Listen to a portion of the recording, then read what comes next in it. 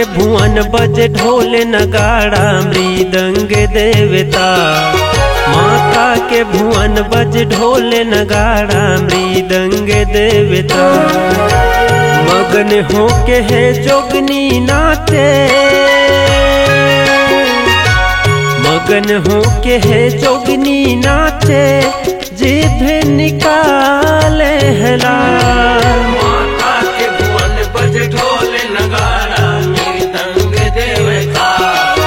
माता के भुवन बज ढोल नगाड़ा मृदंग देवता।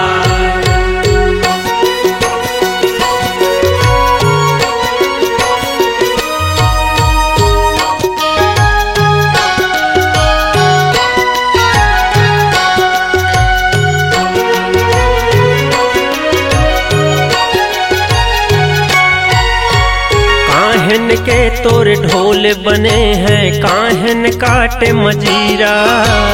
काहिल काटे मजीरा ओ मैया काहिल काटे मजीरा। काहन के तोर ढोल बने हैं काहन काटे मजीरा।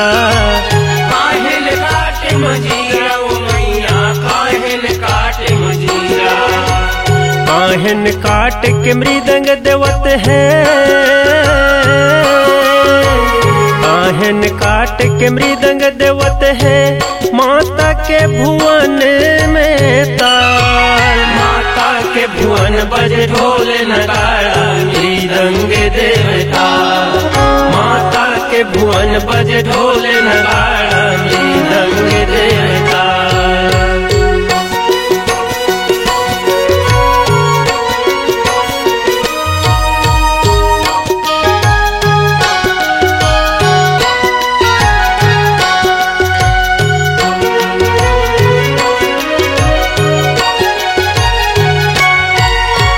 माटी के तोर ढोल बने हैं नींबू काट मजीरा।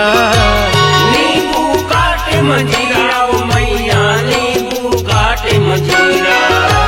माटी के तोर ढोल बने हैं नींबू काट मजीरा। नींबू काटे मजीरा ओ मैया नींबू काटे मजीरा। कद्दू काट के मृदंग देवत है। कद्दू काट के मृदंग देवत है माता के भुवन में ताल। माता के भुवन बज ढोल नगाड़ा मृदंग देवता। माता के भुवन बज ढोल नगाड़ा मृदंग देवता।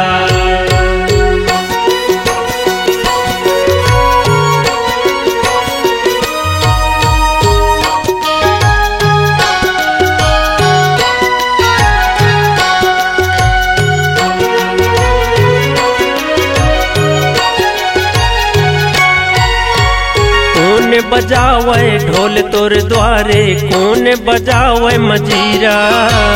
कौन बजावे मजीरा ओ मैया कौन बजावे मजीरा। कौन बजावे ढोल तोर द्वारे कौन बजावे मजीरा।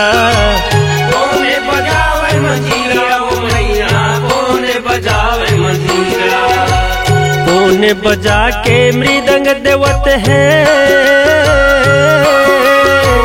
कौन बजा के मृदंग देवत है माता के भुवन में ताल। माता के भुवन बज ढोल नगाड़ा मृदंग देवता।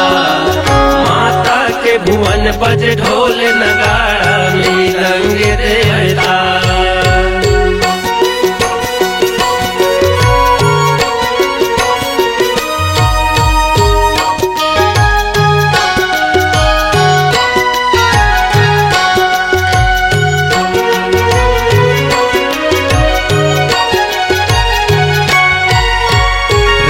बजावे ढोल तोर द्वारे लखन बजावे मजीरा।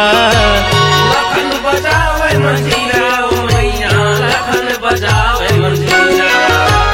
राम बजावे ढोल तोर द्वारे लखन बजावे मजीरा। लखन बजावे मजीरा ओ मैया लखन बजावे मजीरा। और लंगूरे बजा के मृदंग देवत है, लंगूरे बजा के मृदंग देवत है, माता के भुवन में ताल। माता के भुवन बज ढोल नगाड़ा मृदंग देवता, माता के भुवन बज ढोल नगाड़ा मृदंग देवता।